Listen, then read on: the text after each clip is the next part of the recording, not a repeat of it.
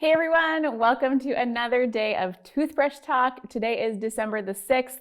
Let's get going on our week of hope, talking about John the Baptist. But before we get into that, we need to make our teeth nice and pearly white. So get your teeth ready and we are going to get started in 3, 2, 1.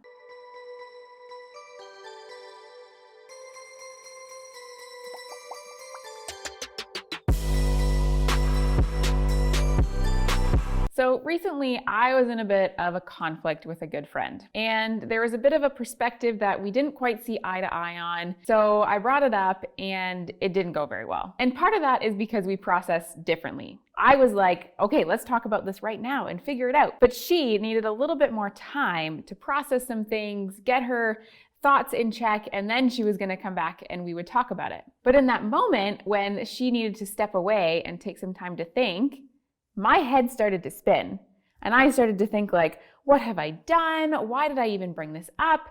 Why is this even a big deal? She's gonna hate me forever now. She's gonna hold a grudge against me and we're never gonna talk ever again. And this is just a terrible situation. So in a very small amount of time, I went from, hey, this is probably something we need to talk about, to I've lost a good friend and I don't even know what is going on. So while I was in that space of waiting for her to process, and as my head was spinning with something bad is gonna happen, I went and talked to another one of my friends who I really trust. And I kind of told her the situation and was like, I'm really just not sure how this is going to work and how this is gonna play out. Like, is she even gonna wanna be my friend again? And so this friend listened and she heard me, which was amazing. But then she was like, you know what? Sometimes things have to get messier before they get better. She's like, right now you're in a bit of a messy situation, but maybe that's going to be a good thing to help you grow in your friendship with her. So in the place where I was at, I had kind of lost all hope, but she was able to remind me, she's like, no, there's hope that this will get better. So there's this guy named John the Baptist.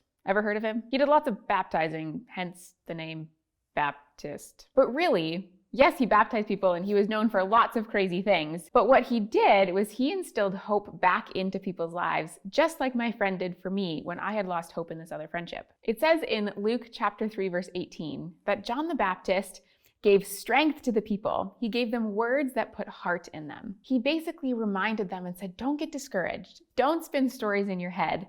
Don't start to think or doubt that God is not going to pull through on his promise to send someone to save the world, to send the Messiah. Don't get discouraged. Don't lose heart. Hold on to the hope that God is going to do that. He was a friend that was able to instill hope back into people's lives and hold to the promise and hold to the truth that God would do this, because sometimes we do lose hope. Sometimes we do get discouraged, and sometimes we start to think that what we thought was going to happen actually isn't going to happen. But sometimes we need a friend like John the Baptist to remind us and to instill hope in us that it's going to happen and it's going to become better than we could ever dream or imagine it being. It just may be a little bit messier before. So think about this question. Has there ever been a time when you had to instill hope in someone else, or if someone else had to instill hope in you?